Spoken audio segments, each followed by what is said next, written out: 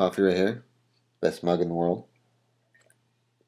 I have comic book news to go over, and I have this week I'm going to be talking about some two indie comics, one death comic, and one that just basically talks about sex and superheroes.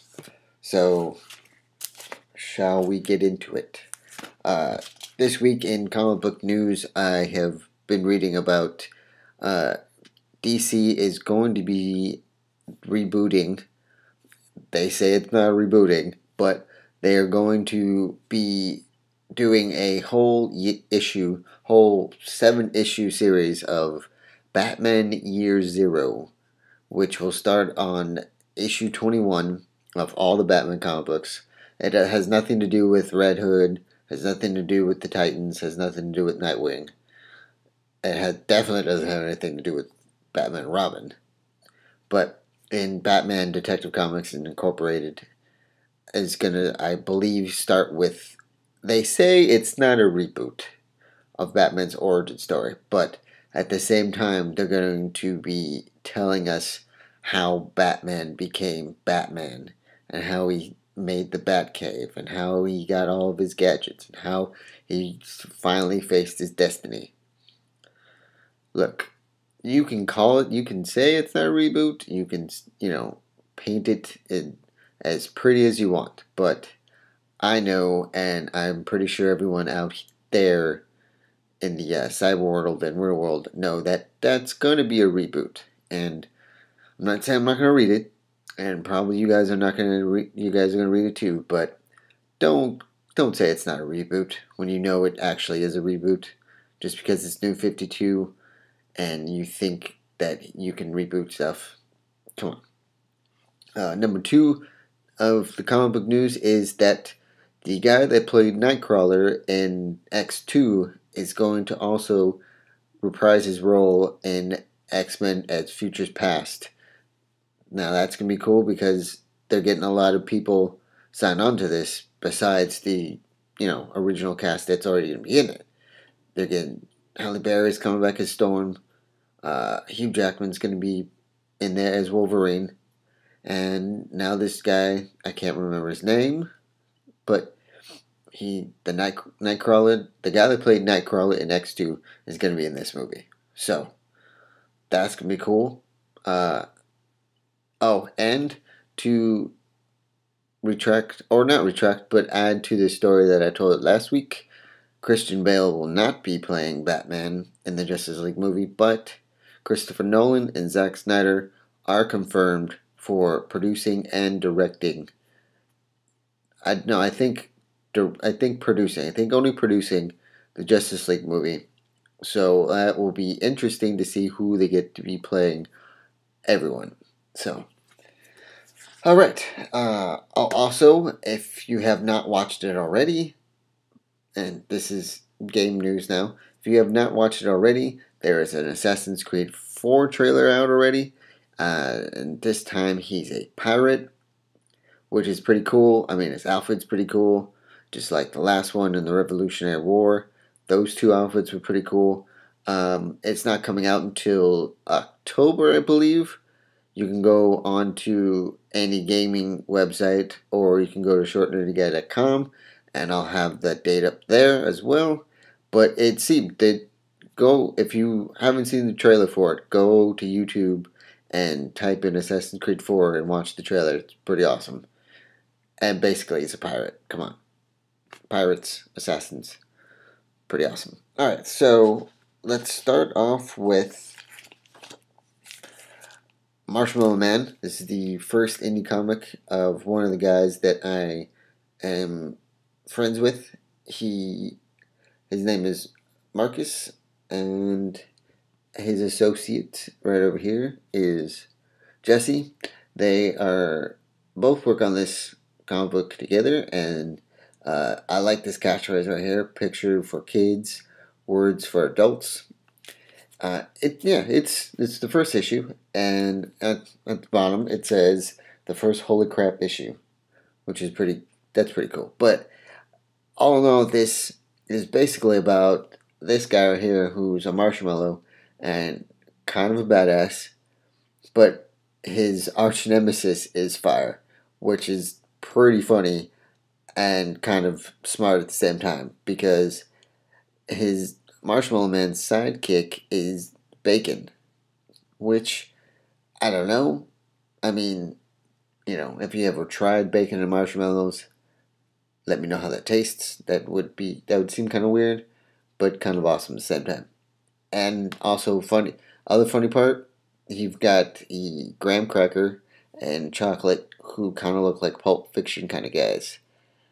So it's a humorous comic book with a little bit of action and a lot of wordplay, and basically you're playing with food, which your mom never told you can do, but he's doing it, and he's made them pretty awesome. So go and pick this comic book up in the local Sacramento comic book stores, or go online. I believe he has a website. I'm not sure, but I'll get back to you on that information on the next one if he does. So, but yeah, this is pretty good at first issue. So, pretty clever too, by the way. The writing and the artists and the drawings are pretty good too. Next indie comic book that you should take a look at is, I believe it's, hopefully I'm saying this right, it's called Epic Chardos. And it basically, the premise to this is, it says right here, how would you react if you woke up next to your best friend's doppelganger? Which, that would be weird for me, because I have some best friends that would be a little weird if I saw the opposite of them. But it's a pretty good story. It's just about one, two, three, four people, four people, and going through adventures through college and jobs, and bringing, jobs, and all of Charles's event bringing with him. So they said that on the flyer here it says updates Mondays. Read the comic book. If you want to read the comic book, it's at epicchardos.smackjeeves.com. You can go to Facebook, Epic Chardos on Facebook for even more. So if you want to go there's that right there. There's the website, and there's Facebook right there. So yeah, go and look for these two comic books, because these guys, well, this girl and this guy, they're pretty cool people, and they just want to bring awesomeness to the world in their form of writing or drawing. So these are pretty cool. I can't wait to get other comic books from friends, from other artists, and tell you about them, because that's what I'm here for, is to talk about comic books and show you different kinds. Also, I want to talk about Image Comics' new issue 1 of Sex. Basically, it's about this guy who is a billionaire, who would have guessed it, and he used to be a superhero, and he has come back, and he's made a promise to his dying mom on her deathbed to not be this superhero anymore. So he wants to run the company that his parents apparently started, and he doesn't want to be a superhero anymore. But at the same time, there is sex in this. Don't just, don't let the title think, oh, well, they're not going to put real sex in this because they just want to be edgy and cool. No, there is real sex in this. There is two girls having sex in this first issue. But the story is pretty good so far. So go ahead, and if you find this in your local comic book store, pick this up. It seems like it's going to be a good issue, or a good series. And then also, we have Detective Comics 18 Requiem, and basically it's in this issue, it starts off with Batman whooping ass and trying to get Penguin back into Blackgate, but he knows that he can't because Penguin thinks he has money, but he's losing the money. But in the middle of the comic book, it has two parts where you actually see Bruce standing next to Damian's grave and shedding a tear. which I have not seen Bruce ever shed a tear. So, but throughout the whole comic book, it's basically just Penguin trying to still think that he runs Gotham when he really doesn't. Somebody else does now, and it just shows. And it shows that Batman is trying to put him in Blackgate, and the Penguin's like, "Well, I got the best lawyers in the world." Well, Penguin is sure to find out what happens to all of his riches and everything at the end. So, yeah. So this is going to be a aftermath kind of thing of Requiem.